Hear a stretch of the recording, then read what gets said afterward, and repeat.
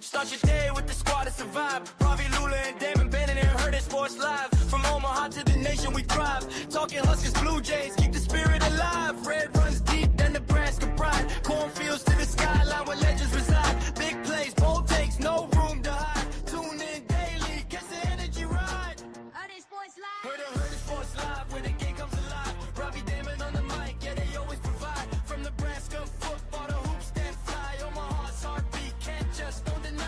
Huskers hit the field, black shirts on attack. Memorial roads loud, no holding us back. Korean Blue Jays in the air, no cracks, fast breaks, slam dunks, all nets, all facts. Ravi with the quick wit, Damon with the insight. Morning sports talk, yeah, it's feeling just right. Nebraska roots strong, we're shining so bright. Sipping coffee, tune in, let's ignite. Hurrdat Sports live, where the game comes alive. Good morning. Welcome into Hurrdat Sports Live. I'm Ravi. That's Rico. We got Austin here as well. Little bowl game pregame special edition of the show. What's up, boys? How we doing? Good to see you, Ravi. Good to see you, Rico. Glad you guys are still alive. Fantastic to see both of you. This is going to be great. I'm glad you both made it through your holidays. Why wouldn't we be alive? I don't know. It's a long holiday break. I didn't know what to wear today because it's a red out for Utah. And I assume Nebraska's not going to wear black and surprise us. So I don't know. It was kind of a tough choice. That would be sick if they brought out the black jerseys. They were just like, why not? They said red out. Okay, cool. Yeah. They're not going to wear all white, obviously. Would that be a good look to do the white tops and the black bottoms? You'd have to do all white. I don't think you'd have to do any red. You'd either have to go all white and then black bottoms. Yeah. Could you? No, never mind. That would look so stupid. I was going to say, could you do black tops and red bottoms? No, don't like that. That's dumb. Yeah, that's dumb. Yes, Kobe, we are live, like live. We've always been live. What are you talking about? This has all been very live content. Every single show has been live. But like this is actually live. Yeah, and also from our homes and the construction zone that is Hurrdat Sports main offices, which I would say you're at the office. Yeah. Yes, ma'am. Well, it was either doing it here or waking up the dog, and I she needs her 10 hours of sleep, so I have to be able to, let her get what she needs. She needs a beauty rest.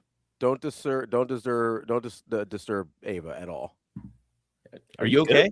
No, I couldn't say words there for a second. Is this too early for you? Don't disturb. Yeah, it was a little tricky there for a second. We're good though. We're all right. Hopefully. Are you on Vegas time? Yes. Yeah. No, I've been in Vegas. No, I'm just kidding. I'm not in Vegas. I might be a Vegas mindset, but no, not actually in Vegas. I'm at my home. Rico appears to be in his basement, and Austin is at the headquarters where we will have a new studio soon. Yes, they better finish the construction. That's what we need to have happen. Well, yeah, we're not going to do shows from there while they're doing construction. That'd be silly. That would be very silly. Unless you're Austin, and then you're like, yeah, let's do. Sorry, I don't have any work-life balance. It's called work and then life. All right. It's called work. Need a bit of life. Work. Yeah, Austin just has a work balance. I try. Hey, Ravi, I have a question. Yeah, what's up? I'm ready. Do you feel any differently about this game since let's say December 10th? Yeah, no, it's been a weird run here. Yeah. I think there's a lot going on in this game that I don't really know what to expect. I think Nebraska's got more of a shot than people are giving them credit for at this point. Like the whole Utah coaching thing is super weird. Yes. I'm like that whole sequence of events is very strange. I'm very curious as to why the line hasn't moved as much as it did because of that. And I don't know, like I'm curious to talk to MRI about this because he actually went through something similar where his coach was let go and then they went and played a bowl game with the knowledge that a new coach was already coming into. But this is even more unique than that because this happened during their bowl preparation, even though they knew Whittingham was going to be moving on anyway. So I don't really know like what to take from this and like what kind of stamp and how motivated Utah is going to be, because as dumb as it is, and yes, football's still a competitive sport. It's about physicality. It's all that other stuff. Bowl games especially, and we've seen this in times because it's the SEC's number one excuse when they have a terrible bowl record, is how motivated you are coming into the game. And it's a 14-point spread, so I'm not going to say motivation is like the main factor in this one, but it kind of feels like it could limit the ability of what Utah does extremely well because of how well either they're prepared or how much they actually want to be in this game. I will say that Morgan Scalley was named the head coach in waiting in 2024. So this is something that they've probably been, obviously not this quickly or exactly what transpired, but this is something that they've been preparing for. And Whittingham has probably prepared Scalley to take over for him whenever he needed to. And I'm sure that the preparations were in order and everything was in the process of getting moved over and what have you when he announced that he was going to be retiring. But, having him going to be coaching in the bowl game and all that stuff, and then Michigan just coming in and taking him away, and you hear, oh, he's not going to be coaching in the bowl game. I'm sure that threw a little bit of a wrench, but I with how great Kyle Whittingham has been for Utah and how consistent they've been, I'm not that surprised by the line not moving as much as it has, just because Scalley and Whittingham probably in lockstep on how everything was supposed to go regardless. Yeah, I gotta disagree there, Rico. Like, I don't think this was the plan at all. I think this ended up going super weird on him. Like, I'm not saying that this was the plan. It did go super weird on them, but I think that everything was in place for him to take over. It just happened a lot faster and a lot weirder than they would have hoped. But then on that same note, though, and like what Ravi's getting at too is it's like the process in which it went, because it's almost like they were walking towards the altar together, and then Whittingham gets like 3/4 of the way down and then just goes, I'm actually good, and then turns about and then starts kissing his like ex-girlfriend like in the back of the church. Like it's a very weird like how this all went about, how quickly he left. And I mean, he was being asked at the Michigan press conferences, did you do any bowl preparation? Like, were you helping out? And he kind of admitted he was like 1 foot out the entire time they were getting ready for Nebraska. So even in that sense, like you can say like, yeah, Scalley is the next guy up. That's all true. Like the guys in that locker room probably knew that. But in terms of just this one game sample size, they had to turn over maybe what he wanted to do, what Whittingham was preparing them for, completely over in the past like 2 weeks or 10 days or however long this process has been.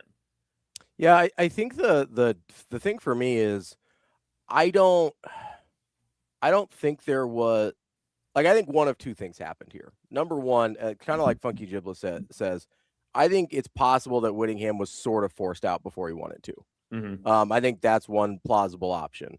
The initial announcement, I think it was from Nicole Auerbach, who reported initially like, hey, he's not retiring. And that was same day. They're like, yeah, he's gone at Utah, but he is 100% not retired. Mm-hmm. That was a super weird way to just start this whole thing, right? Because I think the assumption with the head coach in waiting was that he would retire and then Scalley would take over. Like that, I think, was everybody's sort of, this is the plan here. So when it came out immediately, like, yeah, Scalley's going to take over, Whittingham's gone, but he is 100% not retired, that got things off to a very weird start. Secondly, so I think that's option number one, is that he was pushed out before he was ready. I think option number two, as you mentioned, with the 1 foot out the entire time with bowl prep for Utah, I think there's a chance Michigan and him came to an agreement before he stepped aside. Like, yeah. I think that's on the table, and that his plan, this is the way I looked at it, was, and I said this real time the day he got fired, or the day, not fired, I guess, the day he stepped aside, is this feels like a Michigan move. And DB asked the same thing of Monday, of Sam, I think the next Monday. Like, it was, I think there's a chance that the reason he stepped aside is because he came to an agreement with Michigan, but they agreed to keep it under wraps so that he could still coach Utah in the bowl game. And then it was going to get out, so they bailed on that plan. Mm-hmm. Like that, those I think are the only two plausible scenarios here, because this whole thing has been weird from the jump. Like, yeah. I don't think anything went according to plan here. So you've got Kyle Whittingham gonna coach Utah in the bowl game, announces he's step aside, still gonna coach Utah in the bowl game. Then that's pretty close after the game is announced, right? And then you've got this, hey, he's become the head coach at Michigan, and all of a sudden he's not coaching the bowl game. He's just out of here. Mm-hmm. And then you've got this other factor with this game, and this moves aside from the coaching part of it, which I think is enough to make to question where Utah's at mentally. But you also have, like, I think people forget Utah was 10-2. Yeah. They don't want, like, Las Vegas Bowl was not where they thought they should be at 10-2. Their only losses, if I'm not mistaken, I don't have it in front of me, are Texas Tech and BYU. Two teams that are either in the playoff or one that was just on the outside, yes. And they go, okay, so why weren't we in that discussion? Why wasn't it Miami, Alabama, Notre Dame, Utah, BYU in this discussion? They weren't even considered, really. Like, they were clearly on the outside looking in. And so they lost to BYU by 3 and Texas Tech by 24. Yeah, Texas Tech stomped them. But the Texas BYU Tech stomped game, everybody. The BYU game was very close. And so I'm sitting here and I'm going, okay, you've got, and we know we know a certain number of opt-outs already for Utah. I don't think we know the full extent. Well, there's 2 starting offensive linemen to start, which at is least, yes, huge for a team that loves to run the ball. Now they're great pass protectors too, but obviously when you look at their rushing numbers, you lose 2 offensive linemen. Kind of, it makes you feel like a little more confident in the way that maybe a defense can attack them and maybe get them a little bit out of sorts on their cohesion offensive line wise. Yeah, and I think the 2 offensive linemen, I've heard rumors that it might be more, but that we know 2 for sure that have announced. I think this is a very, very strange spot for Utah between what their season was, between what their head coaching situation is, and opt-outs. Like, this is way more of a wild card game, in my opinion, than people seem to think. Certainly more than Vegas seems to think. And we haven't even gotten to the Nebraska side of this yet.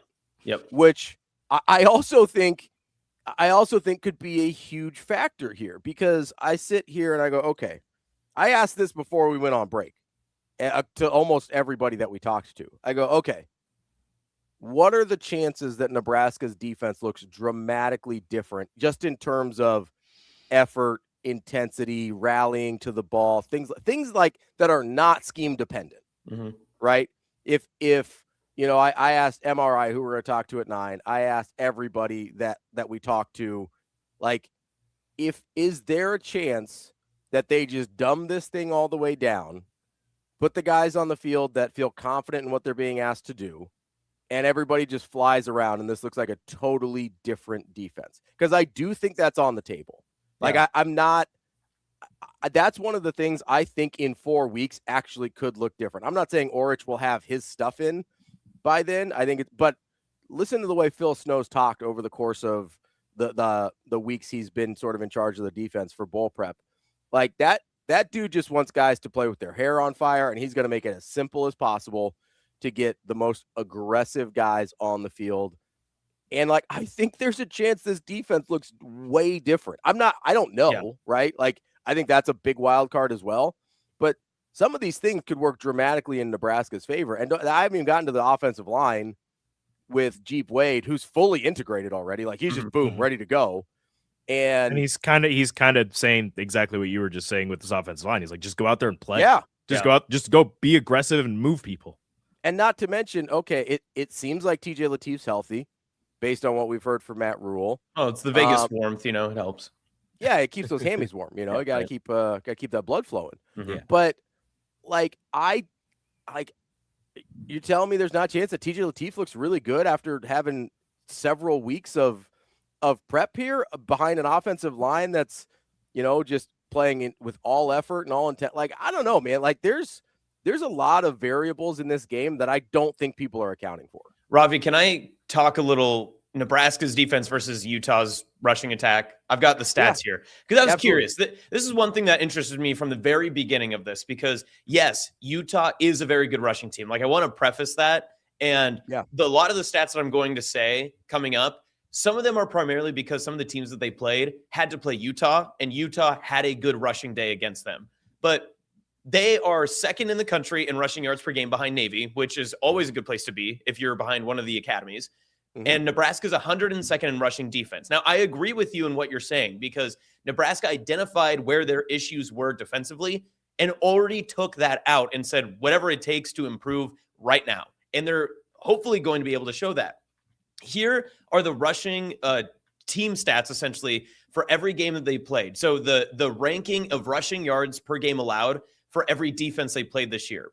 Okay. 111th in FCS school, 100th, first in the 24-point loss to Texas Tech, 66th, 25th, 36th, 132nd, 104th, 123rd, 88th, and 106th. Those were the defenses that they played that, what is that? Like over 3/4 of their season, they played teams that were in the bottom 40 schools in rushing yards per game allowed.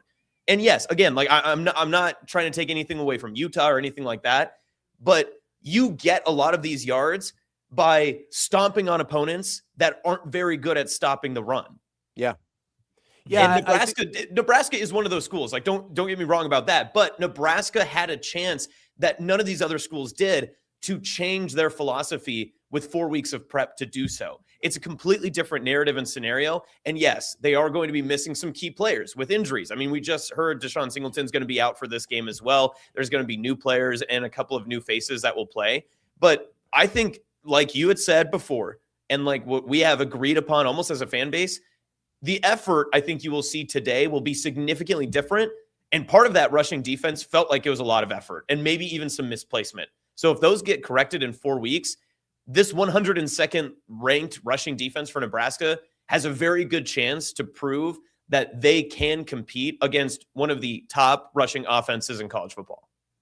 I will say that, hearing those numbers kind of terrifies me a little bit more. Even with the effort and the youth and getting new bodies in there, and however different the defense is going to look with new bodies and with Phil Snow leading the charge kind of on the defensive side of the ball, it still kind of scares me a little bit just because Utah is the most Big Ten team that is not in the Big Ten. So to face a team that does exactly what you struggle against and you have struggled against all season, regardless of having 4 extra weeks of practice, you're still, you're breaking in a new defensive coordinator. You're breaking in a whole bunch of new players potentially at whatever position. So I understand it might be free and fast and however they're going to do it, but you're still going to need the technique. You're still going to need to know where each other person is going to be in order to fill your gaps and fill your holes. And having, some more youth out there that maybe they don't know, that maybe they don't know exactly where they're supposed to be, when they're supposed to be there. It's going to be, I wouldn't be surprised if there's a couple times Nebraska gets gashed early and maybe begins to figure it out as the game goes on, but they're going to have to be able to weather the storm of Utah early, in my opinion. I think listen, it's 100% on the table that Utah is who they've been all year, and they run roughshod over Nebraska, and Nebraska's defense is what it was all year, and we're not going to see dramatic changes or differences until next year. Like, that's definitely on the table. I also think it's on the table that, like, I do think the run defense was an effort thing. And I don't mean that I don't think the guys were trying. I think there was so much confusion on what they were supposed to be doing that it was impossible to look like you were going 100%. And I don't think we can underestimate how valuable that is, especially in run defense, right? DB says it all the time with that run defense is attitude and effort more than anything. And I keep going back to that because those are the things you can fix in 4 weeks, especially with a new defensive coordinator in the building, with Phil Snow running things. And I think with guys that are probably better suited to be in some of those spots. Now, I don't know like Deshaun Singleton played really well this year. I wasn't a huge fan coming into this year. He played really well. So he's a loss, obviously. Like Deshaun McCullough is a loss, but I also think there is something to, like, I like a lot of the really young guys. It's part of my frustration with Butler this year was we didn't see him. We didn't see any of the guys that I think are talented and can play in this defense. And so if you are able to simplify things for those guys, I really do think it could look way better than the 102nd ranked rush defense in the country. And again, Austin brought it up with offensive linemen. Like, we're not dealing with the same Utah team either. So when you're taking some of the strength away from Utah, and I think taking some of the weakness away from Nebraska, I do think this is a matchup that, like, no result from this would surprise me, but that includes Nebraska actually standing up to this pretty well in terms of their rush defense. Are people going to if Nebraska wins this, are people going to take the whole Utah's ranked, but they're missing a whole bunch of players, so this win doesn't actually count for rule, and Nebraska beating a ranked team, and it's a bowl game? Doing that. Listen, it doesn't matter. There's a number next to their name; it counts. Yeah, like if I can't go back and count games from teams that ended up ranked, this one counts. Yeah, it doesn't matter. Like if Oregon counted, that's the last one we're counting. That team was 4-8. Nobody cares. That team was bad. Yeah, that team was legit just bad. They were 4-8. And everybody's like, that's the last ranked win. We all agree. I don't care. There's a number next to the name. It counts. Got it. And listen, 100% of how we feel about this game, I don't think has anything necessarily to do with the final score. Like, there's a part of it that if it's like a complete blowout and Utah just gets either decimated by Nebraska or Utah decimates Nebraska, whatever the case is.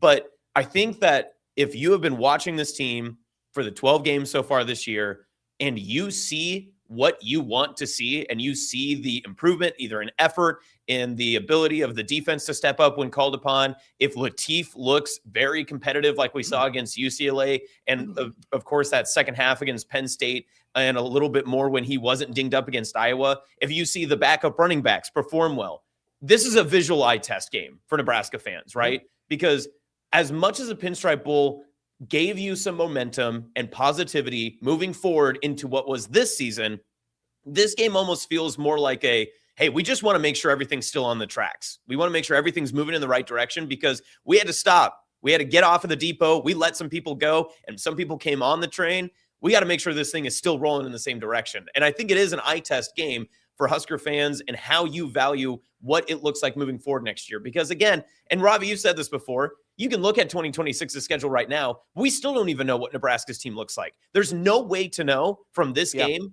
how you can feel about moving forward or how this game will make you feel about what this season is, because it's a microcosm of a season that doesn't even add up into its full equation because of everything that's went on through the offseason. They won't have their starting quarterback. They're likely not going to have half of their defensive starters from this game. They don't even have the defensive coordinator from their past 12 games to this game.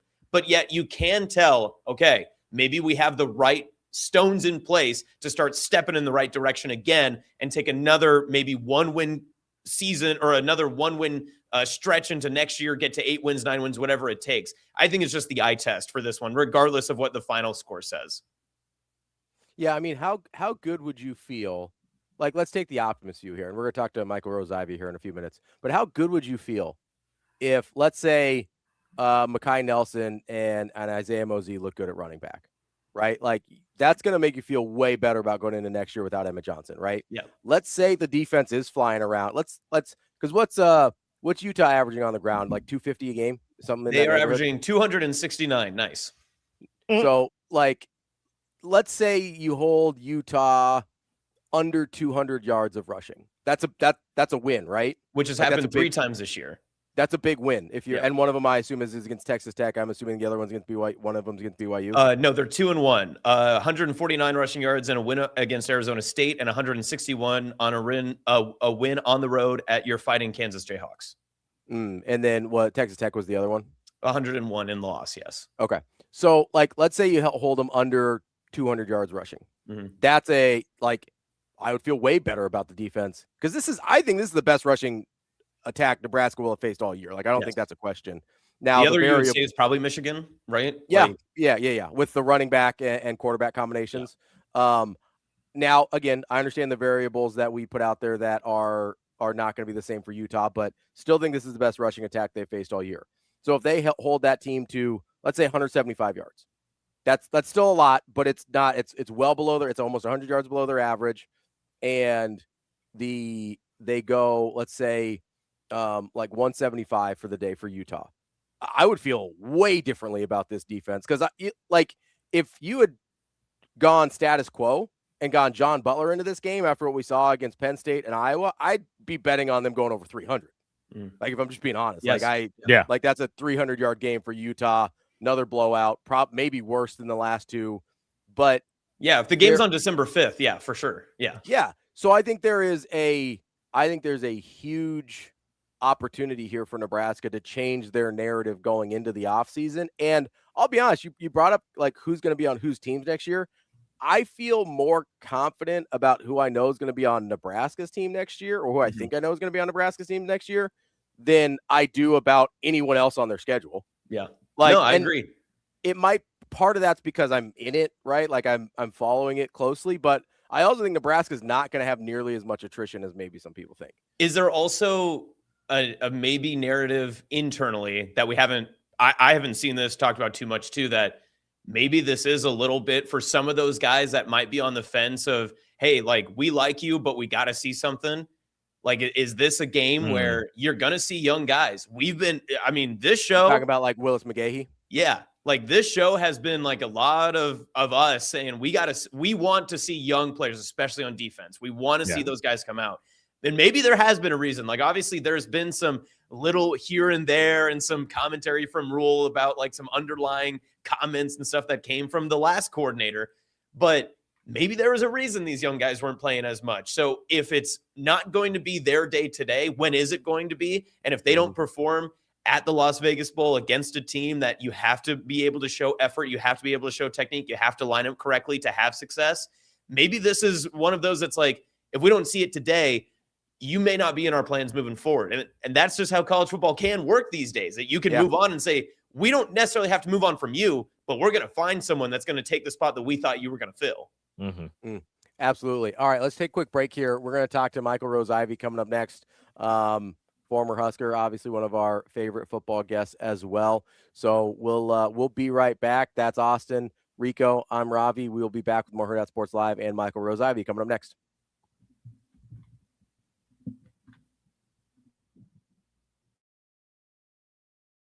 Edwards Ram and Jeep brings the Wrap Up the Year sales event to Village Point and Council Bluffs. Lease the 2025 Ram 1500 Bighorn 4x4 starting at $199 a month or get $18,000 off MSRP. More to celebrate with lease deals under $200 a month. Lease the 2026 Jeep Compass Limited Altitude 4x4 starting at $169 a month or save $10,000 off MSRP. Unwrap this season's best savings at Edwards Ram and Jeep, Village Point and Council Bluffs.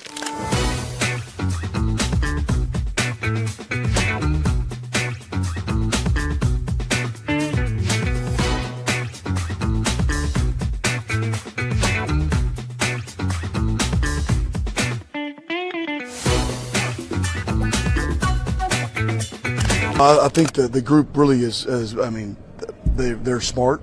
I mean, they've been well coached. So it's my job just to biggest thing for me right now I want them to do is simplify things. I want them to come off the football. I want them to play without thinking. I want them to play violent. I want them to play fast. I want them to have fun, and that's something I'm big into, and that's something kind of the way I've coached. Try to simplify things and really just it's offensive line. I want this group to have a mentality. And who you represent Nebraska. And I think that, I tell these guys, when you put that helmet on it, that's got to mean something to you. This isn't just, an average Joe. This is Nebraska, So I want that to mean something, and I want them to play hard. I want them to play hard, and that's something that we've preached.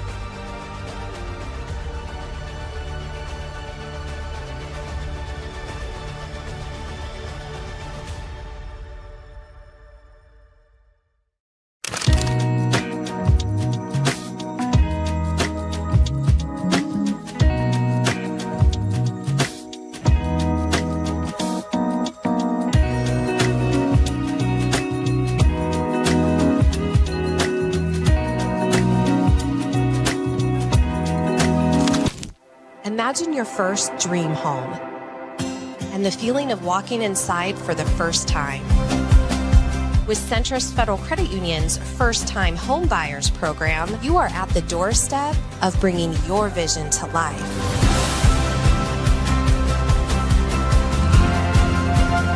Welcome home. From your neighborhood mortgage experts, Centris Federal Credit Union. We are where you are.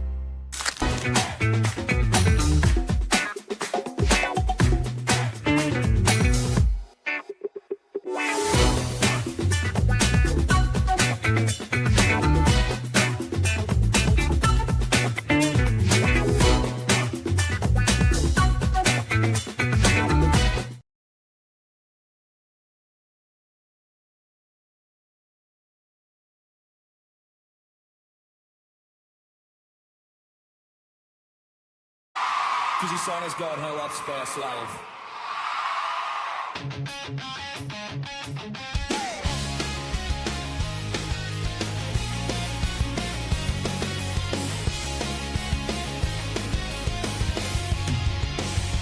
Coffee's coats on, 8 up Nebraska, morning sharp like a blade.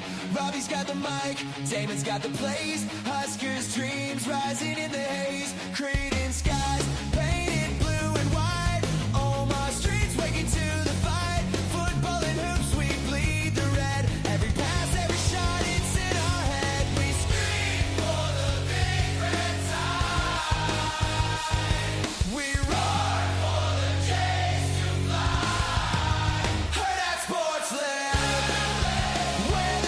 Welcome back, Hurrdat Sports Live here from our respective living rooms, offices, and MRI joining us as well. Michael Rose-Ivey, how are we doing today, buddy? That's the first time I heard that soundtrack right there. Yeah, our boys had a little fun on AI over the break, and they're coming up with some new theme songs for us. Oh yeah, I was wondering who cut that. I was wondering who got the credits on that one, because that was we only hire local bands to do it. So that was actually me. That was actually me on the mic and Austin on the drums. So do what we can. Hey, MRI, before we get into like X's and O's and stuff, we were talking obviously Whittingham and the coaching change and everything. You kind of went through this yourself too when you were a Husker, that you had the coaching change like right before your bowl preparation. How weird is that? Or like how odd is that situation when you know who the next coach is, but you're preparing for a game? Is it like the old game plans? Is it like just like what is that transition like, and what's Utah going through right now? You know, I think the biggest thing the biggest thing with them, I think with their situation is Utah has understood who their next head coach is going to be, and he was on the roster or on the coaching staff, right? So I think that may change a little bit. You've heard his voice, you know, kind of his coaching philosophy, you know how he's able to build relationships and talk to guys. So I think that's a little bit different in this situation. But I think the biggest thing for the players, it's a one game season in that sense. So I don't think as much. I would say pressure is put on the guys, right? You're doing all these activities. It really takes your mind and attention away from the actual reason why you're there as far as the bowl game. So, you know, I don't necessarily think Utah is going to have a decline in performance and possible performance against Nebraska. I am interested, you know, as far as how, I guess, you know, how well they play for the new head coach, right? Kind of gets to show, you know, his debut and kind of what his program is going to look like. So I think for their fan base, I would say it's probably a more interesting thing they're going to look at than, you know, maybe the guys, you know, rallying behind, you know, Whittingham leaving and going to Michigan, not being able to do the bowl prep and stuff like that. So, you know, I don't necessarily think it's going to affect the game per se. Does it before matter? we get into the X's and O's? Sorry, Ravi. Before we get into the X's and O's, because I know that's going to be Ravi's next question. How weird was it in your mind, the whole Whittingham situation where he is announced of not retiring but leaving the program during bowl preparations, and then all of a sudden he was going to coach, and now he's not coaching, and now he's at Michigan? How weird was that situation? The writing was on the wall, you know. I think. Was he their first choice? I'm not sure. I'm not certain. but I think there seems to be some issue, maybe with direction of program, how long he was probably going to stay there and continue coaching in Utah. That maybe some higher ups kind of want some things changed. And it felt like a sour breakup that just we didn't get all the leaked text messages, from the breakup. But we got enough, we got enough to say, hey, this probably was mutual, but it wasn't a positive interaction as far as how they were going to make this thing go about. I was listening to you guys earlier. I think I forget who said it, but I would agree. I think Michigan probably had some communication with him, what I mean, or his agent, and probably presented the opportunity. Hey, we need you here. We need to reshore up and make sure we finish out with the rest of our recruiting class for 2026. Um, and get things going here in Michigan, especially and get as much too. I think good press in front of the brand of Michigan after all the Sharon Moore stuff. So I wouldn't say it was weird, but kind of when you look at the whole totality of the situation, it's about what I would expect. If I was to know some more details, I'm sure Utah fans know a little bit more in the message boards, things like that. But from the outside in, I think it looked like something that was mutual. But again, I don't necessarily know if it was as positive of a exit for Coach Whittingham that maybe he probably deserved, or maybe he probably wanted. Well, I mean, we do know something around here about mutual exits that might not have been totally mutual. A couple of them. But does it matter? Like, if you're in the locker room, though, does it matter? Like, do the circumstances around Whittingham's exit, whether he was kind of pushed out by boosters or admin or whoever, or I have this like harebrained theory that he agreed to the Michigan job and that's why he stepped down. I don't know, but like, does it matter if the circumstances are, hey, this was totally mutual, everybody was on the same page, versus, hey, I was pushed out, versus, hey, I just took another job?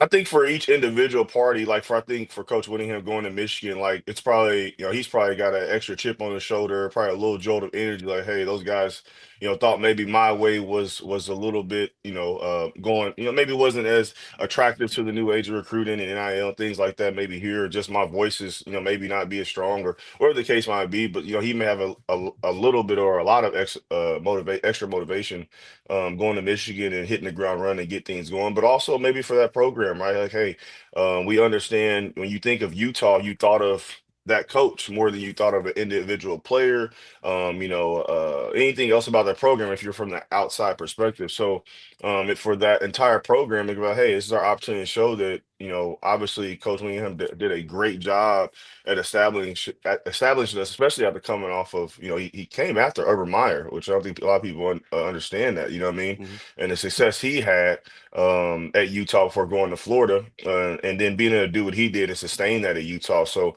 I think for both parties, it's probably a little bit of motivation to go and prove that, hey, I can do this without each other. But I think at the end all, when Coach Whittingham retire, I think he'll probably be welcomed back with open arms. I mean, he's done enough for that program to warrant that. So, I'm very interested to see though. I think I would say a scary thing for the Big Ten, but that's a very, very good coach who's going to put together a very, very good staff. I think what you've seen with what he's done with Utah and just how you have to recruit, out there in Utah and the difference of, what you have to deal with the religious aspect of the kids out there and things like that. And a lot of different type of demographics too. I think what he brings to the table at Michigan, the resources they have out there, I think he could do some good things there at Michigan. So very interested to see how he goes about getting that program turned around after a very tough early offseason. I mean, we're not sure games are still being played. MRI on the Nebraska side, there's been a lot of talk about the new assistant coaches that have come in and are already, implementing their differences. We heard during that last break from Jeep Wade a little bit and the offensive line.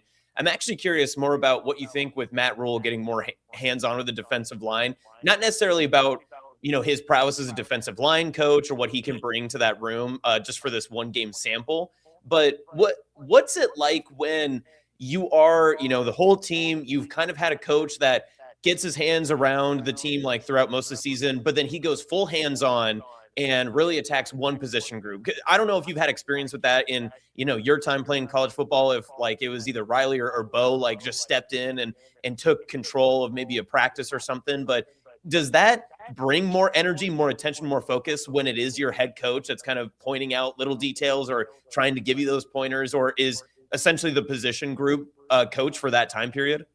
Yeah, I think first off, answering the first part, with Rue, I think like what Coach Snow said, I mean, if that's what you're good at, right, and that's what value you brought to the table to begin with, why not continue to display that, right? And I think obviously, again, we're talking about a bowl game. It's a 1-game season. Can he do that and sustain that throughout a whole season, right? With what comes into preparing your defensive line, right, for a game or a game week in, week out. So, I don't know if he can sustain that, especially at the college level, with everything that comes with being the head coach, but in this moment now, I think it is giving the guys extra, attention to detail. He's down there. He's bringing energy. He's been in this CEO managerial position all season. So as a coach, and I guess for me and my personal experience, both as a player and as a coach, first off, talk about having both Pelini in your defensive meeting room. You're sitting up straight, right? You know what I mean?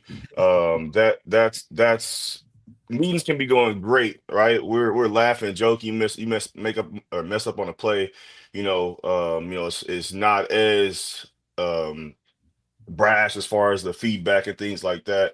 That door opens, right? And Bo comes in there, with a cup and he's spitting in it and he already watched the film 5 times and he know exactly where everybody messed up on each period. Yeah, like I said, there's gonna be a attention to details that come about for 2 reasons, right? Because one thing we talk about this all the time as former players, and players understand this, and you have to understand as being a high level college football player, that more times than not, when you're getting yelled at, berated, getting harsh feedback in your position group meeting, it's probably because your position coach got that from the defensive coordinator. And it's probably because the defensive coordinator got it from the head coach. And so things run downhill, right? And so again, when that head coach pops in the room, to everyone, as far as the player and the coach that's leading that room, all are much more attentive to it because they know there's a consequence to it, right? Whether it be a public consequence, social consequence of calling someone out in front of everyone else and demanding that they reach the standard, or they play up to what our goals is as a position group.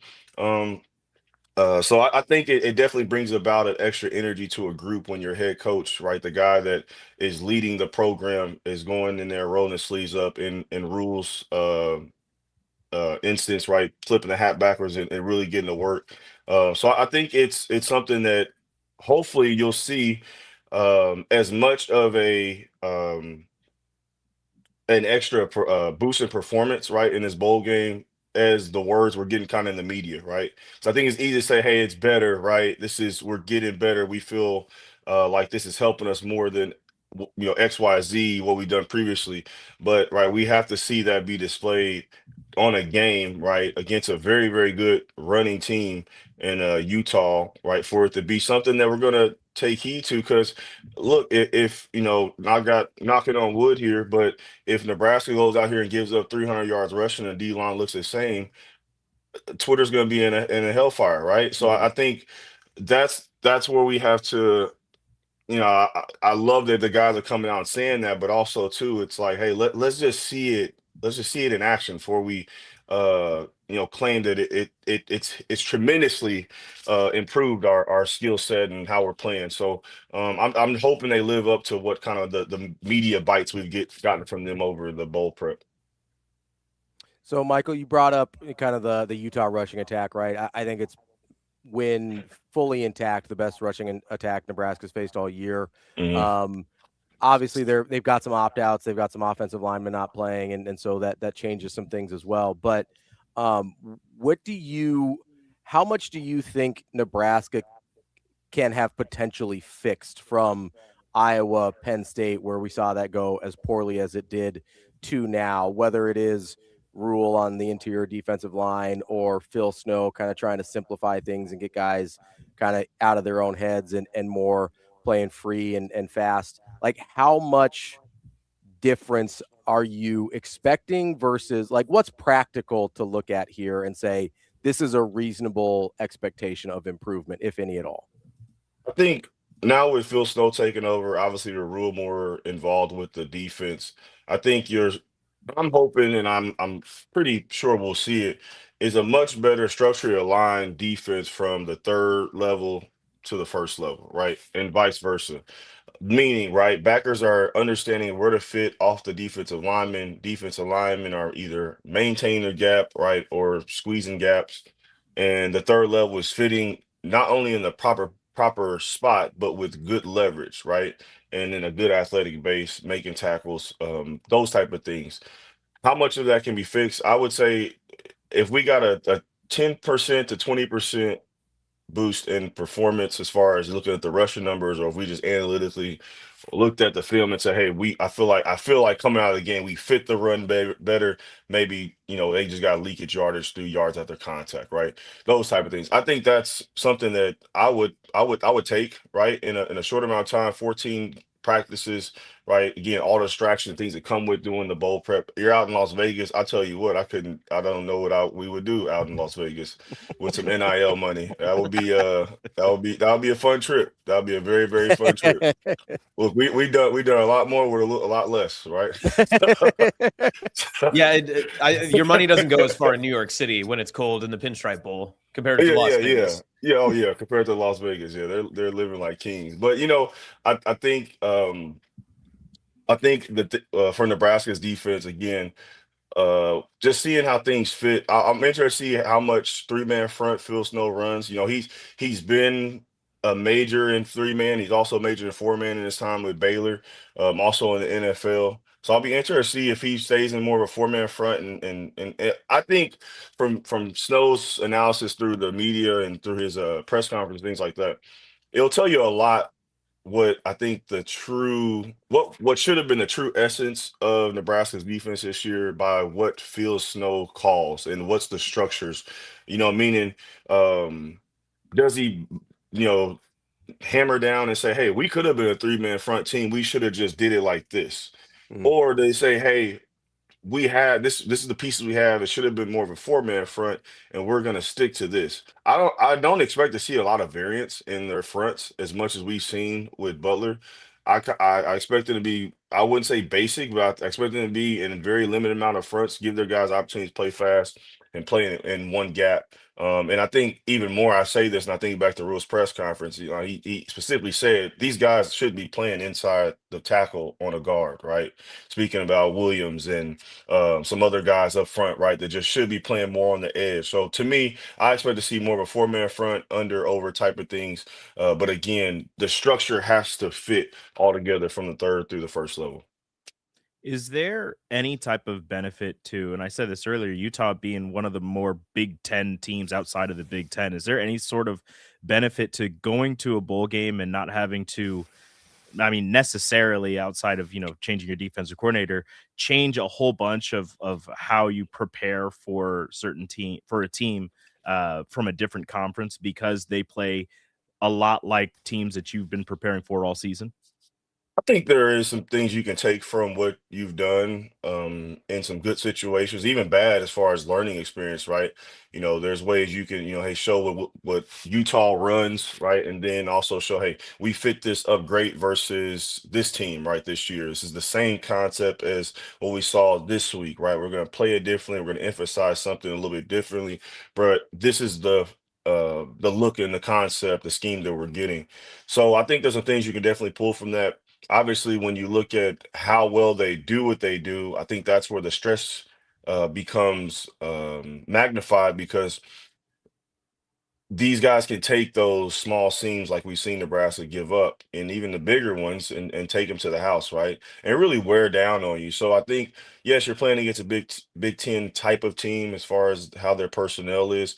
But how well they do what they do, I think, again, that provides a different level of attention to detail is going to be needed for Nebraska to be able to stop Utah's run game and even their passing game. I mean, it works well off of each other. Dampier has a really good season, and I think what they do in totality, they just have a really good structure offensively that can take what you give them in instances, and then if you get a little too aggressive, right, they'll take their shots and try to go one-on-one on the outside and up the seam. So I think there's things you can pull from previous games, but at the same time, you have to be aware that this team does it at a higher level than maybe some of the teams you faced, and just unfortunately, the result of the season is you've given it up, to teams with lesser talent, right? So I think that's again another part of that stress that comes with, hey, we have to be detailed in our assignment and do what we need to do to be able to be a consistent run stopper team in general, for them.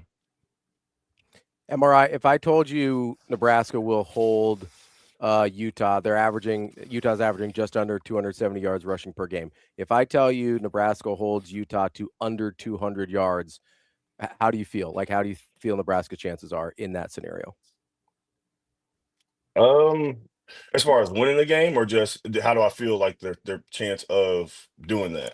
Yeah, no. How do you feel if I give you that? How do you feel about their chances of coming out on Oh, top? coming out on top. I think that would be good. I mean, I would think Utah probably ran the ball 42 times, 45 times. You know what I mean? You break down the average yards per carry. I think you're sitting at a pretty decent spot. That's winnable football. How are you playing on the outside? I think if we can get back to, I mean, again, I think what got Butler canned outside of, what probably was going on at the office level at the stadium, if you understand what I'm saying, as far as the disconnect with personnel, but the increase in big plays in the passing game, right? And that part, I think, really was okay. If we know we haven't been able to stop the run, but if we can't do what we've been continue to do, been great at all year, then, I think it's really, no reason not to make a change at this point. So I think if they keep them at 200 yards, I mean, they're in a very winnable ball game. Obviously, you got to see how Latif's hamstring, how that holds up throughout the game. Also, what does the running back situation look like with no Emmett?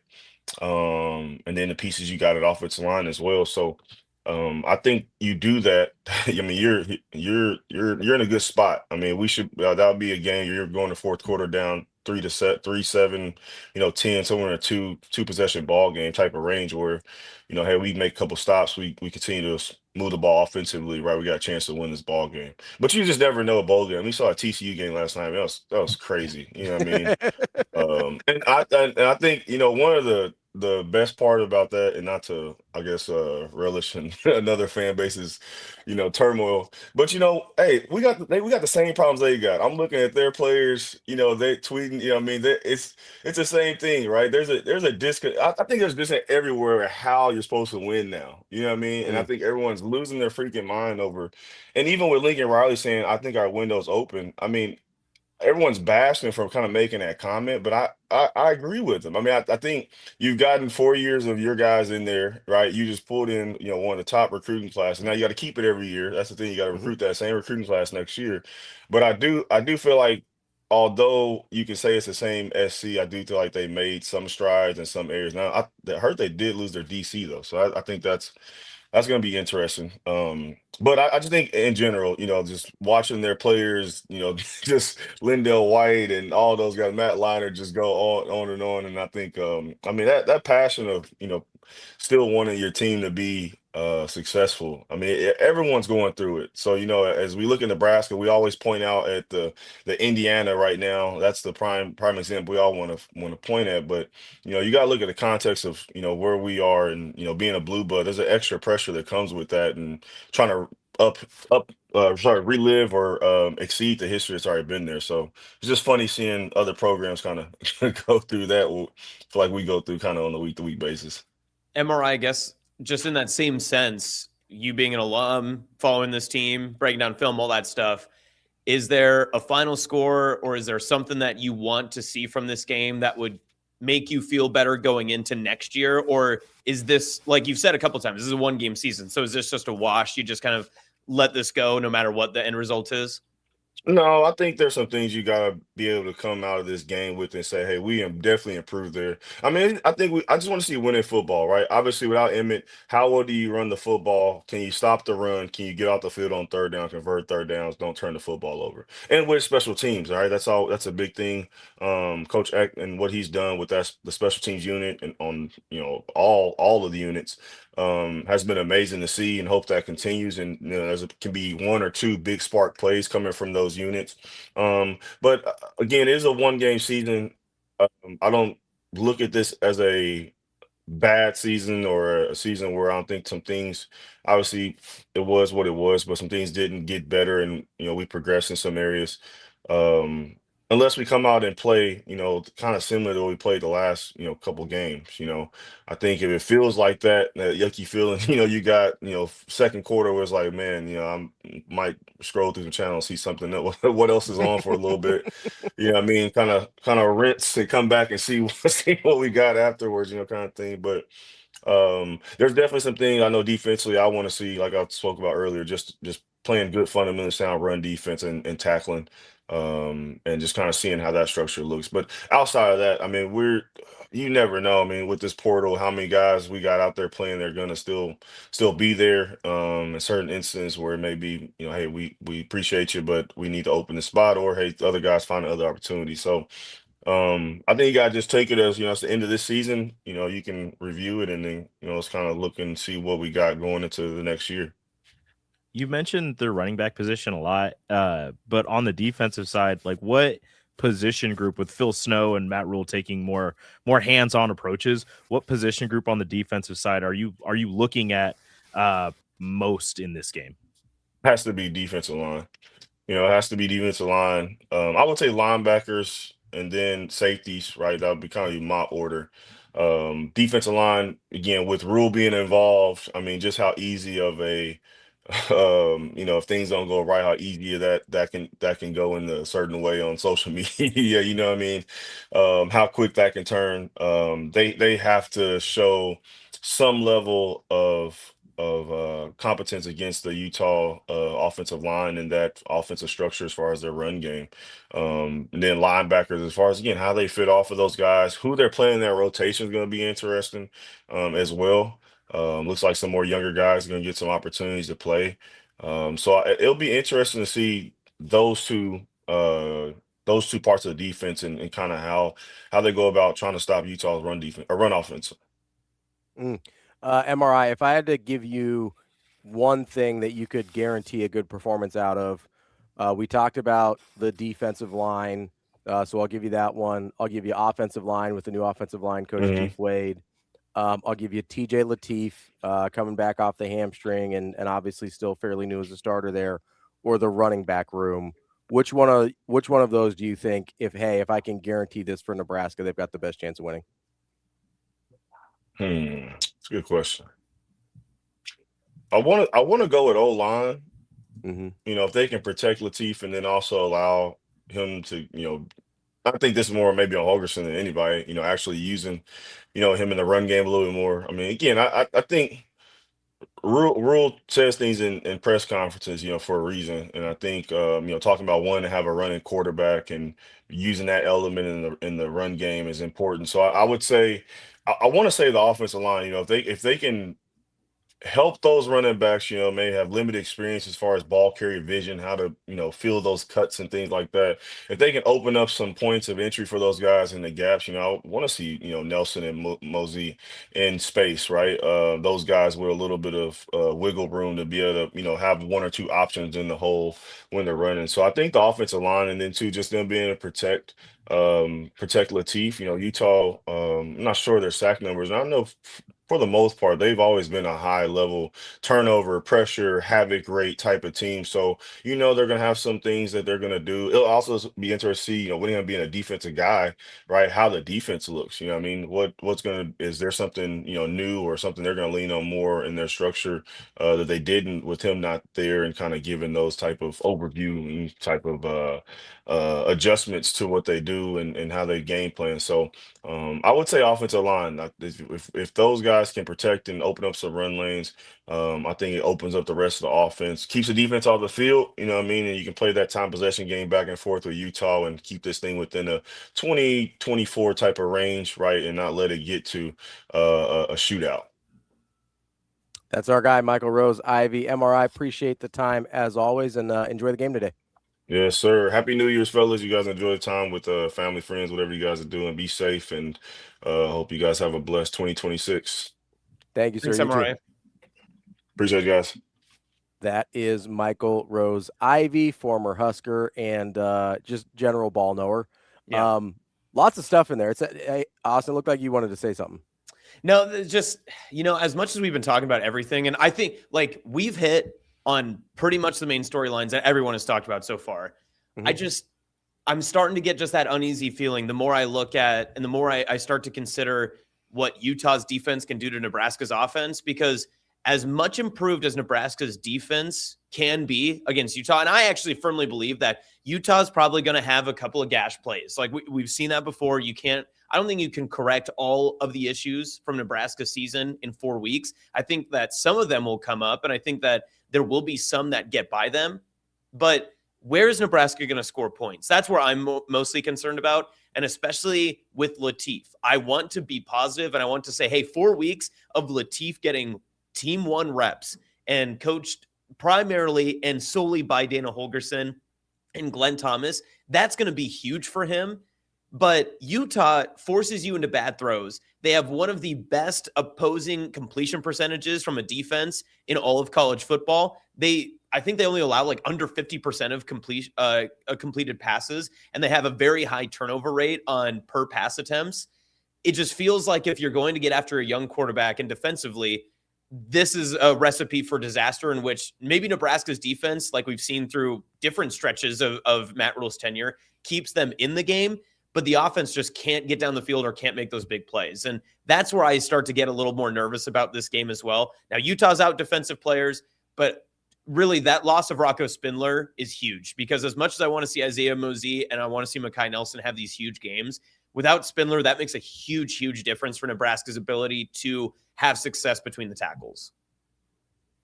Yeah, that's interesting with the offensive side of things for Nebraska. I do think there's a lot of variables there. I actually think guard is one of the places they actually have some pretty good depth. So obviously Rocco Spindler is very good, and that's going to be a loss, but I actually think they do have some options there in terms of what they want to do, especially with some of their younger guys that I think are probably ready to play at this point.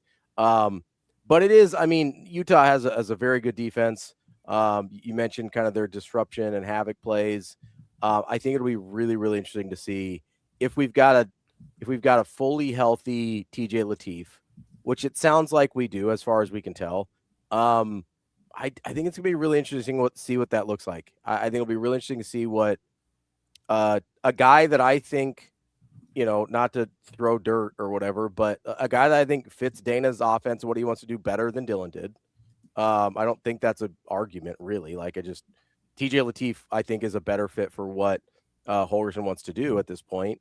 And having that much time to prepare him, even mentally, right? I know physically he wasn't able to go that whole time, but just mentally preparing him for that role. I do think there's I'm very interested. I'm very intrigued to see what that looks like. And every time Mosey and Nelson have gotten in there, I think they've looked good. Right now, it's super limited sample sizes. We're talking 1 or 2 carries a game, but those guys run super hard. You've got a couple different things stylistically with them. I don't think it's out of the question that they both have really good games today, and so does TJ Latif. So I don't know. It's going to be really interesting. I'm fat for what this season turned out to be. I'm fascinated by this bowl game probably more than I should be. Yeah. Like last year, it was just it's so nice that Nebraska's in a bowl game. Mm-hmm. Let's just see if they can get a win. That'd be super cool. This year, I feel like there's things I'm actually really looking for in terms of things for next year, differences from the regular season. Even with the switch from Tony White to John Butler last year, I didn't feel like this, maybe because Butler was already on staff, but I didn't feel like this in terms of being fascinated to see what it looked like. Maybe it's because the defense didn't fall off a cliff the last 2 games last year either, but like I am fascinated to see what it looks like. And I like somebody brought up Bill Bush in the chat earlier. Like I do think simplicity and aggression can fix defense, not totally, but can cover up for a lot of problems in a hurry.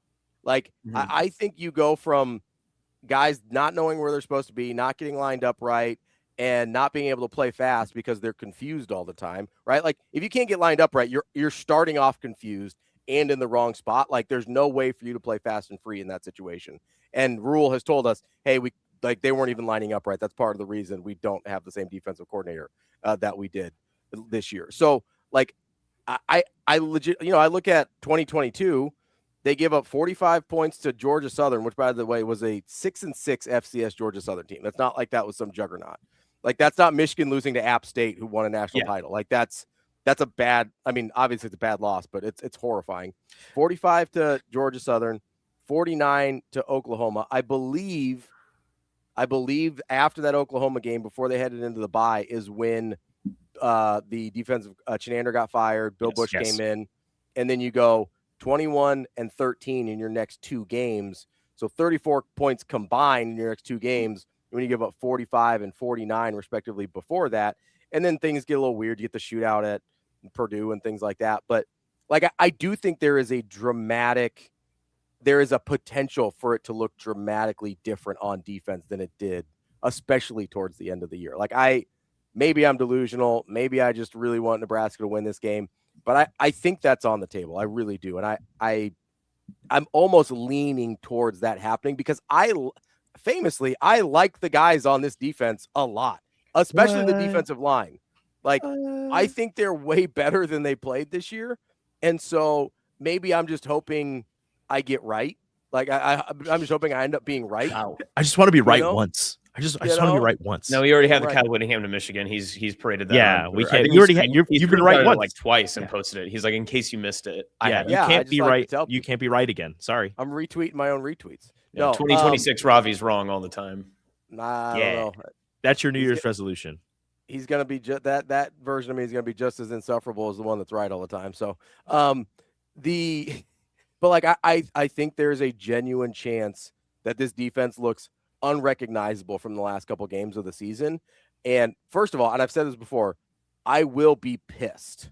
Like, I'll be furious if that's the case, because like if this was the version of this team that was out there all along and we couldn't find it during the regular season, I'm going to be so frustrated. Well, and rightfully so. I mean, Rule has shared that same sentiment, right? Like right after the Butler firing, the first time that we heard from him, he said the same thing. And he said it in, again, like the veiled instances in the way that he does it. But he said, like, I like the guys on our team, and I don't like when a coach will say, hey, like, these guys just aren't good enough, because he's almost come out and said the same exact sentiment where it's, I know these guys are good enough. We didn't put them in positions to be successful. DB's references too, when he's had conversations, even with RVP at the signing day stuff and just, in practices and all that other stuff. I think it's very enlightening. And this is a big game to see whether it is as simple as alignment, assignment, and effort. And if those 3 things were off, it doesn't matter what you drew up on a chalkboard or what you put in on Mondays and Tuesdays. If it can't get executed on Saturday under John Butler's defense, but the simpler form of a defense and a scheme that, I mean, Utah's not going to throw anything crazy at you. They'll probably do some bowl game trick plays and all that other stuff, whatever. That's fine. I mean, this is a 1 game, whatever. It's an odd game. But they're going to run right, run left, and run middle. Like, it's not going to be something crazy. They're not going to do any of these high-flying, harebrained schemes that you're all going to have to. It's the simplest form of football that you can watch. And if you can handle that, you can set yourself up for success, not only today, but then in the future. Tell me if I'm completely off base, which I probably am. Utah is a more explosive Iowa in terms of how they've just been consistent for many years with the same coach, and they love to be physical, run the ball, play solid defense, and they're going to take it. But they're more explosive than they Iowa. Did go 5-7 last year. So I mean, like, yes, we're giving them like a lot of grace and stuff. They've earned their wins this year, but I get what you're saying. Yeah. I mean, so last year, and I think Kobe brought this up in the chat too. Like, I pay too much attention to Utah because I've always liked Kyle Whittingham. Yeah. Like, that was the year from hell from injuries. Like, they were down to fourth string quarterbacks that never should have played. Like, this was like, I can't, like, if you were watching them last year, like, that was not, like, there was nothing they could have done. Like, honestly, like, I don't even know how to describe it. It was the year from hell from there for them. So I don't put too much on that. Now, they are, I think, I mean, I was really not a bad comparison. The only thing I would say is I do think we forget that Kyle Whittingham guided this program into two separate power conferences and adjusted on the fly and got them from Mountain West to Pac-12 to Big 12 and was still successful at each level. Like, I do think we underrate that a little bit because that's not easy to do. We've seen lots of teams struggle with that. But that's part of like, he has his style and he sticks with it. Like, when they were in the Pac-12, the reason they would beat the USCs and the Oregons is because they're going to hold on to the ball. They're going to run the ball right at you. They're going to be stronger than you, and you're going to have to figure out a way to score on their defense. And if you can get to 21 points before they do, maybe you have a chance. Like, that's how they've always been. They went to the Big 12, and when they made the move to the Big 12, I was just like, they're going to run this conference. Like, everybody's high flying, everybody's quick. They're going to slow it down. They're going to punch you in the mouth, and they're going to own this conference. I was wrong. They haven't owned the Big 12, but that's what they do, which is why I'm making the comparison to Iowa, because that's what Iowa does. They're going to slow it down. They're not going to change their game to match you. They're going to play to their style, and they're going to either force you to play to their style or they're going to lose. Which, again, so for this game, like, my number, if Nebraska has a chance to stay in it, they got to get to 55 offensive plays. Like, that's, I mean, and that's even a low number. That's not even a lot. Yeah. Like, that's like not going 3 and out. That's having like a couple of sustained drives. Those are probably, like, you'd think field goal, at least scoring drives. And if the defense doesn't give up like 70 plays, you're in this. And that, I picked that number because it's not away from the average for Nebraska, but they've played in games where they had, against Maryland, they had like 58 plays and they scored over 30 points. That's probably not going to be the case today. But if you get to 55, you're going to punt. Field position is going to be big. If it's a close game, like MRI was saying, if you can keep it within 3 or 7 going into the fourth quarter, you feel very good about your chances through the rest of that game. But if you're not going to be able to sustain drives and you're going to be like at, you enter the fourth quarter, you've only had like 35 offensive snaps. I just don't know where the points come from and how you keep up with eventually Utah likely wearing you down, because that is what they're planning to do. Yeah, let's take a quick break here. We'll wrap up the show. We'll get some predictions in for college football playoff games, the quarterfinals coming up tonight and tomorrow, and then we will get you set off. Don't forget, though, also, we will be back for Hail Varsity postgame show following the bowl game with the hottest of takes. Maybe, I don't know. We'll see what happens. But we will be back with a very, very live Hail Varsity post-game show following the bowl game as well. So we'll take a quick break. We'll come back to wrap up the show here on Hurrdat Sports Live right after this.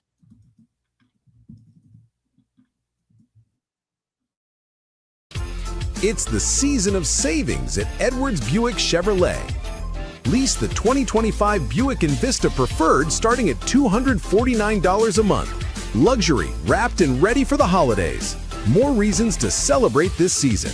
Or lease the 2026 Chevrolet Trax LS starting at $259 a month. Compact style, ready to roll into the new year. Your season of savings starts at Edwards Buick Chevrolet.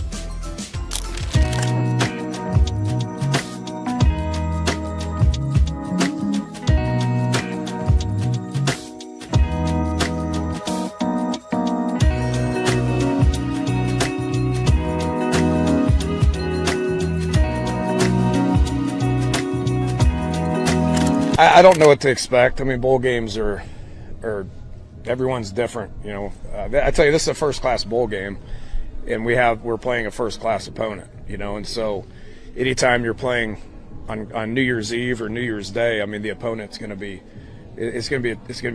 challenging. And so I don't quite know what to expect. I'm excited about the work that we put in, and excited for guys like Tyler Knock that now he has an opportunity to play more. Quinn Clark has been playing a lot more. All those receivers are rotating right now, but anybody that's been practicing should expect to have an opportunity to go out and play, and I'm excited to see what it looks like.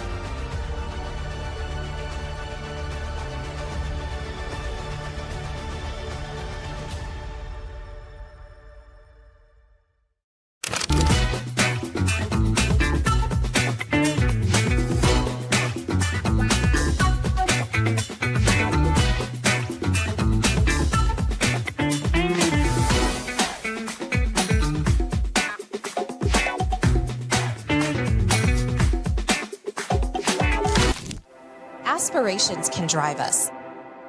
Sometimes a simple gesture is what fuels the pursuit of a dream. When it's time to make your dream a reality, we are here to help.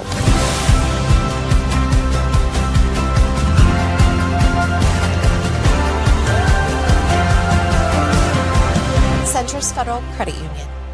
We are where you are.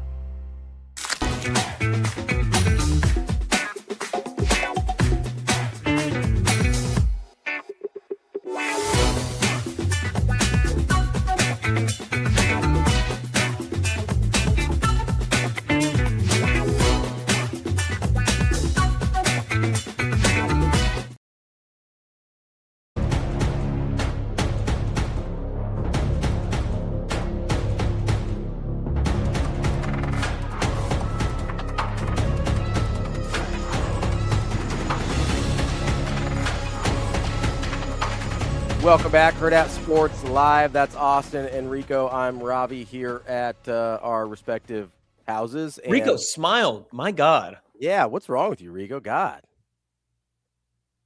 that's a creepy I hated face, man. that. I hated that. Is I it hope they your take away your haircut? Pop-Tart bowl for that one. That was disgusting. Is it your haircut's fault that Nebraska women's basketball lost? Don't do that.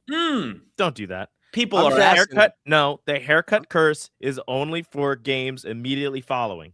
Oh, so games that you care about is what you're saying. So you're Immediately not a big fan following. of the Husker women? Oh, Immediately wow. The Husker women Wow. won. The Husker women won after I got my haircut. Then they Interesting. lost. But they also lost. First loss of the season. Yeah. Okay, well the men won, right? Yeah, but They looked bad. The two first halves in a row, they looked rough. Yeah, that was bad. Did they play basketball in the first 20 minutes? Didn't look like it. I mean, Berke hit a 3.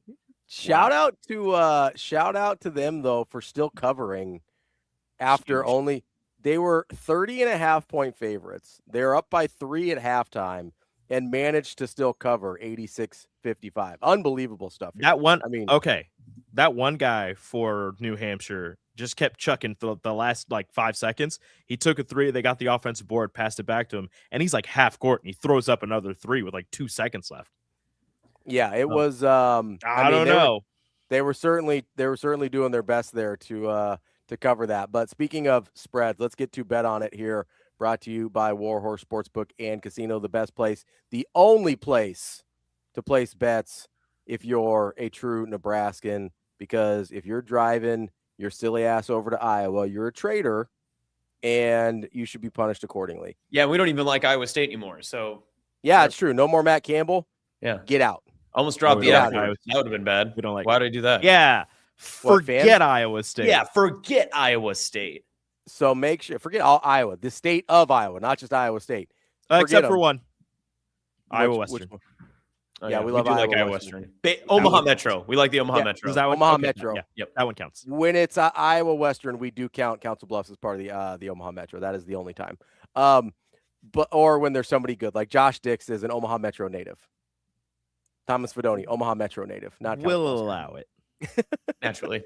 But don't drive over to Iowa. Drive over to Warhorse Sportsbook and Casino. They've got table games. They've got slots. They've got restaurants. All places for you to hang out. Put your bet in. See if you can make a little money and go have a nice bite to eat or go hang out at the games while you're waiting for everything to play out. So make sure you drive over there. But I want to get these predictions in from everybody on the college. Ooh, I like that better. This is better. This is a better setup. Yeah, isn't it nice when you actually have your producers here? Yeah, it's super nice. All right. Let's get. I don't know. What do you want me to say? I feel like you've been here the whole time. I know. I'm just saying that you could have won a DB to do this preview show, and instead you picked us. So thank you. Yeah, I appreciate that. Yeah, I mean DB's a little busy right now, but it's okay. Why? No, he's not. The game doesn't start till 2:30. I know they're already started. It's literally 7:52. Yeah, in Las Vegas. He sent me their itinerary. They're on it already. They're going. Slots at 8 a.m., 8:15 roulette, 8:35 breakfast, craft, carbs, baccarat, leftover pizza that we left out on the counter all night at 9:30. I'm not a big baccarat guy. Let's get to the games today and tomorrow. Starting off with Miami and Ohio State. minus 9.5. The Ohio State Buckeyes are favored. How are we feeling about that? 21-10 final Ohio State. It's going to be a gross game. Gross. Before this season, nobody gave Ohio State a chance. They're just coming underdogs all season. They were the plucky underdog last year. Nobody thought an 8 seed could make it as far as they did. Nobody thought Ohio State would win this year. Now here they are in the semifinals. This is actually the perfect year for the analytic nerds to be so wrong, because last year all teams with a bye went 0-4. They all lost. Mm-hmm. And I would argue there's a higher chance that they go 4-0 this year than any team loses this round. I think more realistically, I think it's 3-1, and we'll get to the game that I think is actually going to be like a toss up. But this one feels like to me the most certain, because it's really one factor. Mario Cristobal is the opposing coach. That's the biggest difference. He actually has to coach in the game. He can't just recruit guys to play in the game. He's got to coach in the game. And as much as Ryan Day was born on third base, he might coach circles around Cristobal today. That's my one concern with Miami against Ohio State is just Mario Cristobal. Yeah.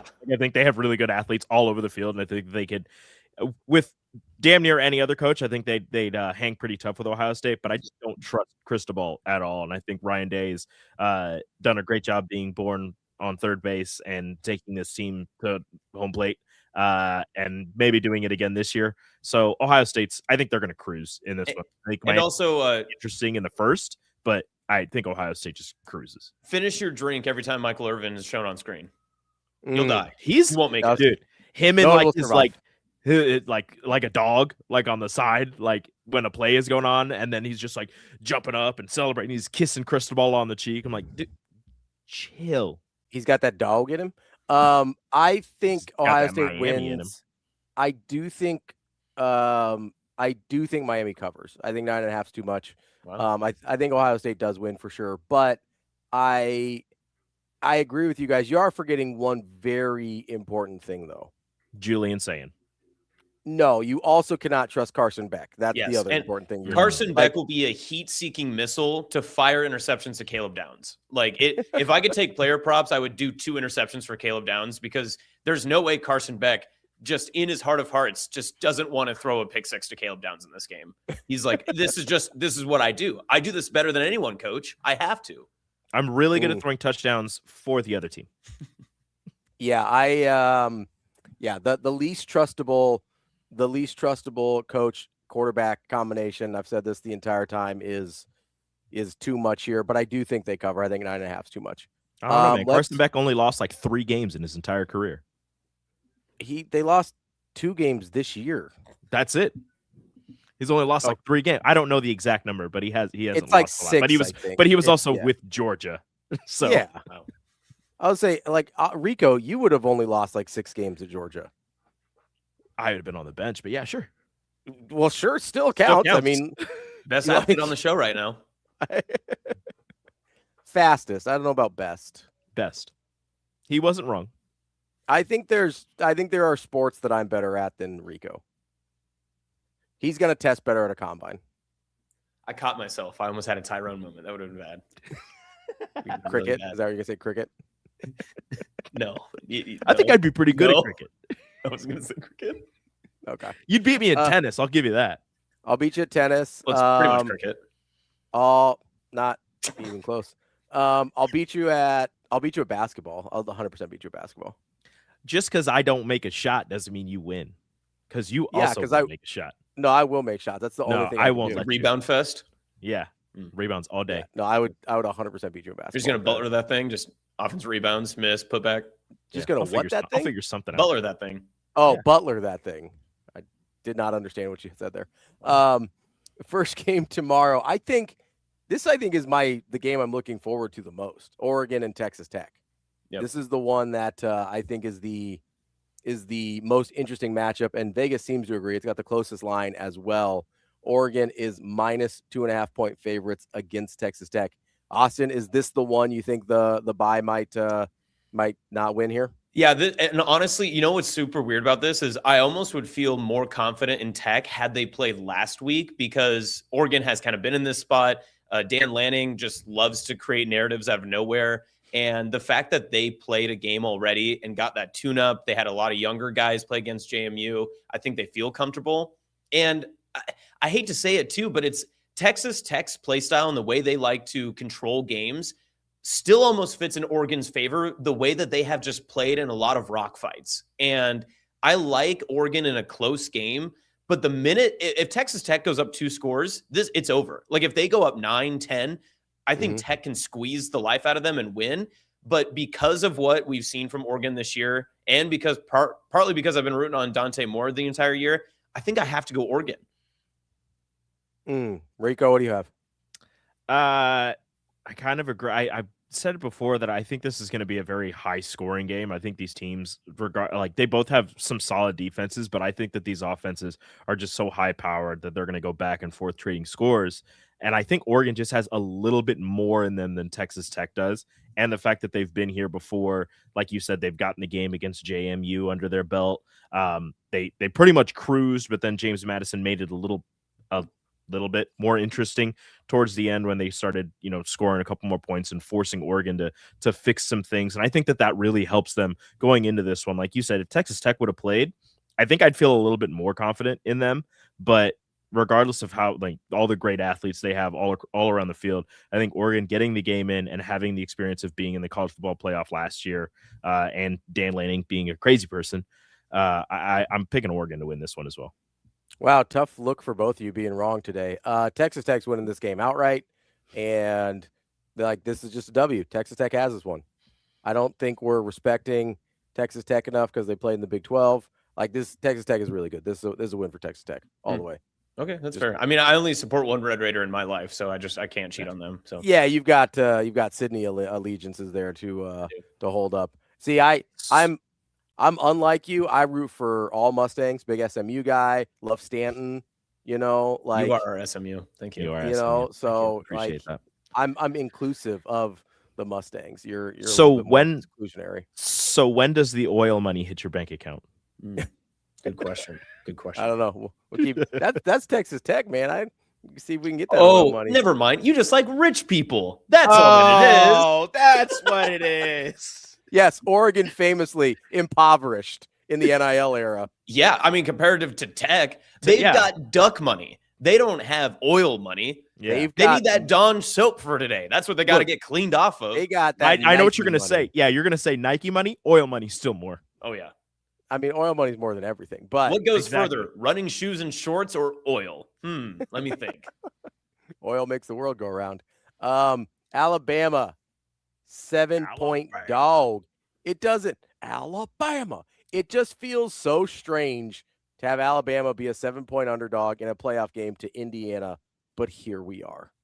Yeah, Indiana, I think, is going to feast on Alabama. This is one of those premier Signetti games where he sees a team that he can take control of and push into the dirt and rub their nose into, the dog poop that's in the backyard. I think he's going to try to do that because what Alabama can do offensively is pretty much just throw the ball and hope that Ty Simpson's going to be able to get it downfield. They can't run the ball as well as a lot of opponents that Indiana has played so far. And that Indiana defensive line, for as much as the offense gets a lot of credit, that Indiana defense is really what's made them so good this year. Their defensive line being able to focus primarily on getting after the quarterback is going to be, to me, the death knell. I don't know how Alabama will consistently move the ball, and Indiana doesn't need to score more than 20 points to win this game. I think that they're going to win. I think they cover pretty easily. I agree. I think Indiana's going to run roughshod over Alabama, which is going to be really weird to see. And I know that we joked about Ohio State not being, favored and nobody picked them to do anything. Indiana as a 1 seed is going to be the only time in human history that a 1 seed can say, nobody thought we were going to win. Nobody picked us to win. They're the only ones that can play that card because absolutely nobody in their right mind before this season started would have said Indiana is going to be a 1 seed and a national champion favorite when the college football playoff starts. But right now, with the way that they're playing, with how, like you said, their defense is fantastic. And I wouldn't be surprised if they put up some numbers like Georgia did against Alabama in the SEC championship game, just because of how great that defensive line is. And then you have the Heisman winner on the other side of things. Indiana's they're going to run away with this. They're favored by 7. I'd put that number higher. Yeah, Indiana win, cover. This is a Signetti FU game. Like this is this is Indiana all the way. Georgia and Ole Miss. Georgia is a 6-point favorite against the Rebels. Who do you have? I like Georgia. I think Ole Miss's time and turn playing at an FCS school for their first game was great. I think they loved doing that in the college football playoff first round, but they're going up against a team that they put up a lot of points on. They put a lot of yards on before, throughout their SEC schedule. This just isn't a game that I think Georgia lets slip through their fingers. And I just think the Dogs are going to control it from the get-go. Coaching will make a big difference. And I think this is where you can see it, especially when we get into the further rounds. We saw it last year too, that it felt like great coaches were making a lot of big time decisions to be able to get their teams further into the postseason. And you saw that with the in-game coaching. Kirby, to me, is, so many miles apart from the counterpart that he is facing against Ole Miss. That's the biggest difference. And not only that, but Georgia's just a better team. Yeah, this is Golding's second game as a head coach. I think this is where you see the Ole Miss Lane Kiffin difference here, with him not being there anymore. Rico, I'll let you go, but I've got Georgia as well. Congratulations, Ole Miss! You got your first playoff win in school history, and that'll probably be it for a while. You don't have Lane Kiffin with you. Kirby Smart's on the other side. Georgia's got superior athletes. Yes, you've been bringing in guys left and right to join the Rebels, but that was with Lane Kiffin, and he was the one coaching them all up. It's your Cinderella run, regardless of how short it was, is more than likely over against this Georgia Bulldog team. All right, last one here. Nebraska is still a 14-point dog against Utah. Boys, how we feeling? I think Nebraska can cover 14 points. As much as I want to be positive, as much as I believe that the defense is going to improve, unless Nebraska gets a special teams touchdown or a defensive touchdown, I don't know where they score points. That's my main concern. I hope I'm completely wrong. I hope Ravi and we're doing Hail Varsity post game after this, and I'm like, holy cow, TJ Lateef had 250 passing yards. He had, 75 rushing yards, and he was all wheels, and he was perfect. Mekhi Nelson and Isaiah Mosey combined for 125 rushing yards. If those are the numbers, Nebraska wins. But I just do not know how Nebraska can consistently move the ball down the field. I think it's going to be Utah in a weird one almost. I'm going to say 23-15. Nebraska gets some weird 2-point conversion at the end, and Utah takes a safety, something weird like that. It's going to be a weird game, but I do think Nebraska has the ability to cover because of everything that's going on and the changes Nebraska made to improve for not only this game, but for next year. Rico, fire away. Look, man, I believe that I picked Nebraska to win damn near every game this season. Ask them to stop now. I don't see them coming out with a victory against this Utah squad. Like I said, I compare them to Iowa, and Nebraska's had a ton of trouble with Iowa, regardless of the coaching change, regardless of all the people that they're losing on their side of the ball. They're just they know what they're doing, they know what they want to do, and they know exactly how to do it. Nebraska, on the other hand, is working in some new pieces and on the coaching staff and on the player side of things. It's going to be really interesting. I think it's going to be fun to see some of the young guys flying around on the defensive side and some of the younger guys on the offensive side as well. But I just don't think Nebraska has enough to compete with this Utah squad. I'm going to go 28-13 Utah. Wow, the haters are out in full force this morning. Shut up. Listen. Don't do that. Nebraska is covering this game. Wow. They are covering the 14. This is with the over under at 50.5, Vegas is basically predicting 31-17 in that neighborhood, right? I think Nebraska covers this, and I'm not gonna pick them to win outright. I do think that is, they're plus 425. I actually think that's really good value for how I think this game's gonna go. A little bit better than 4-1 odds for a Nebraska win. I do think this is going to be a close game. I think I think it's going to be not just really interesting to see the defense get that bump from playing fast and free and some young guys that probably should have been playing the whole time. I also think we're going to see the version of the defensive line that I thought we were going to see this year. And I think we're going to see the version of Dana Holgerson's offense that I thought we were going to see this year with what we've seen from him throughout his entire career. I think there was way more plays that he called that never got ran this year than we'll ever know. I think there was a ton of stuff changed at the line of scrimmage. That's why it looked disjointed and didn't look like what we had seen for like I said, his entire career as an offensive play caller. You know what? F it. I am picking Nebraska to win. I'm going 30-23. Nebraska wins. They get their 8th win of the season. They knock off they get rid of, and here's the biggest thing. They get rid of that ranked win nonsense before 2026. So it's not hanging over their head, just like they got rid of the bowl streak thing before this year, last year. So it wasn't hanging over their head.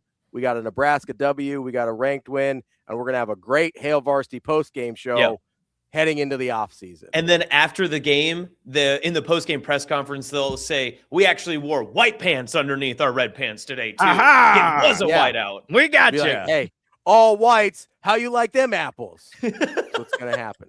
Just get them all. Okay, so before we go, maybe not necessarily a bet on it, but last year in the bowl game, Ramir Johnson had the big day. And then I would argue that maybe the young guy that stepped up the most that we all took interest on was Donovan Jones. Can you guys give me maybe a surprise player that will step up for Nebraska and a young guy that you think will have maybe a premier game that launches him a little further for 2026? Okay, so give me the two guys again. A young guy, and what was the other one? A young guy, and maybe a guy that like a Ramir level, where it's just like maybe he was a part of the team, a part of rotation stuff, offensively, defensively, whatever, but has a bigger performance or notable performance today. And it doesn't necessarily have to be one offense, one defense. It's whatever you think. I can go first if you guys want mine. Yeah, go ahead. Okay, so I know we've talked about him quite a bit already. I really like this being like a Dawson Merritt game.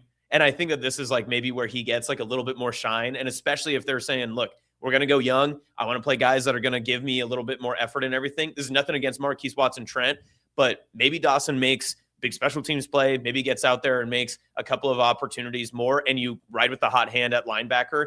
And I honestly think offensively, I don't necessarily want to go young for both groups. I don't know. I really like Quinn Clark. Something about TJ to Quinn.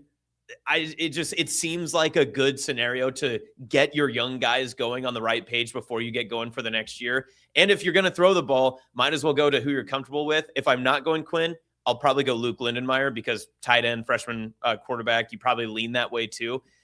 I like kind of both those guys, and you can add the third in with Luke if you want kind of that all-encompassing packages of guys that I think could have big games. So you took one of mine. I was going to go Luke Lindenmeyer. You can take him. I took him. You can have him in full. You have. I'm taking him. He's mine. Luke Lindenmeyer. I think he's going to have a big day, like you said, a young quarterback. I think they're going to have trouble moving the ball down the field, and he'll be that escape blanket. And I think that he was not targeted enough at the end of the season. I think this is a game where he'll kind of get back to what he was doing at the beginning of the season, have a couple big plays, maybe get a touchdown potentially. I don't know. And then for me, the youngish guy. That I think is going to step up and have a really big game, especially on the defense. This is on the defensive side, especially if you're just saying, go out there, play football, play fast, play free. A guy that I feel like does that better than anyone else, Vincent Shavers. I think this is going to be a big Vincent Shavers game. So we'll see if, the change in the defensive philosophy allows him to go out there and just play football, play with his hair on fire, see ball, get ball, which is kind of what he did in the bowl game last year when we were extremely excited coming into this season for it. It was him and Willis McGahee coming into this season, and Vincent Shavers ended up playing a lot more. I think that this is a game for him to go out and make some hay.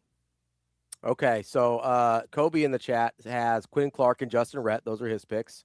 I'm going with I'm going to start on defense, a guy that we've seen some flashes from. I still consider him. Both of my guys are pretty young, but we saw more from this guy on the defensive side. This feels to me like a Williams-Nwaneri game. I think this is a guy that is when you were talking about playing fast and free, I thought this is where you were going. Shavers makes sense for this pick as well. But if you're letting this guy, if you're letting this guy pin his ears back and get after it, and like, I think he could be really disruptive today. And getting on the national scene for Williams, I mean, he's on the cusp of it just with the profile recruit that he was. But yeah, he gets a big game. People are talking about him being like an all Big Ten player next year. Absolutely. And so I think Williams-Nwaneri is my one pick. My other one, listen, I've liked this guy all year. He hasn't got to play a ton. He's going to get to play today. I'm an Isaiah Mosey guy. Like, I think I love the way he runs. He's bigger than people think. Like, that dude is dynamic. And I am like, that's my guy. I'm riding with Mosey. I think he has a big day. I think we go into the offseason being like, yeah, I mean, we need a couple running backs for depth, but we feel pretty good about Nelson and Mosey, and I'll say Mosey in particular. That's a guy that I think can be a real problem for people next year, but I think it starts today. I'm going Mosey and Williams-Nwaneri. Those are my guys. Last thing that I have, and I know I talked about like the Ramir Johnson story from last year. Is there no player that fits? Like, if someone is going to have the Ramir Johnson type day that he had in the Pinstripe Bowl, it's Heinrich Harburg. I was going to say it's Harburg. 100% it's Harburg. 100% Harburg. That's the only player that fits like that entire narrative. Now, will that happen? Be really, really cool if it did. That would be awesome.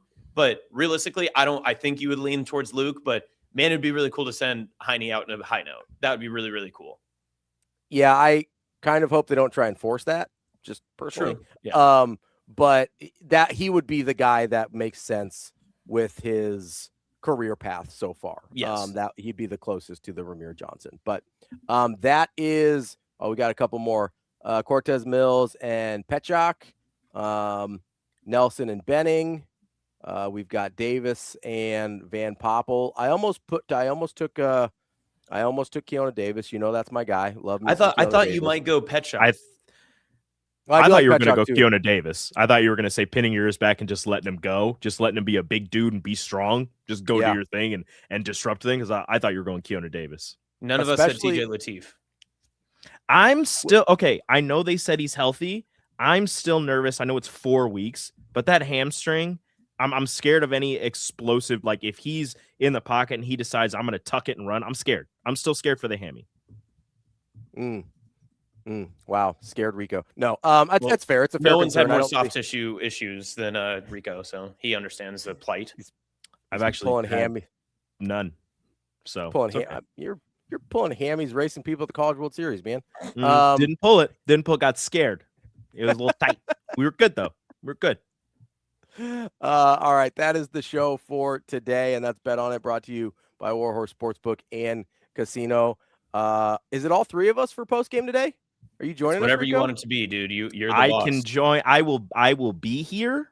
I don't have to join. I'll let you guys do your thing. If I have something that I want to say, or if I feel like one of you guys is being stupid, I'll hop in. But I'll be here. All right. We'll all three be back for Hail Varsity post game after the bowl game today. And to everyone out there, have a happy new year. Be safe tonight. Don't do anything crazy after Nebraska gets that upset win and gets that first ranked win in however many years. Like, don't do anything too crazy. Let's keep it on the rails tonight, guys. But we'll talk for anybody who's in Vegas. Double it and give it to me. Why would anybody do that? Why would anybody do that? Double it and give it to the next person. I'm the next person. DJ and Headley, we love you guys too. We appreciate you and appreciate everybody that's supported us throughout the year. Really appreciate you guys. We will be back for the final show of 2025, Hail Varsity post-game show coming up later. That's Austin and Rico. I'm Ravi. That is Hurrdat Sports Live. It's the season of New Tradition sales event at our brand new Edwards Kia Council Bluffs location. Lease the 2026 Kia Sportage EX starting at just $249 a month. Brand new showroom, big holiday savings. Or lease the 2025 Kia Telluride S starting at $329 a month. Or finance at 0.9% for 60 months. Plus, every new purchase includes a free electric scooter. Don't wait. Celebrate the season at our brand new Edwards Kia location in Council Bluffs.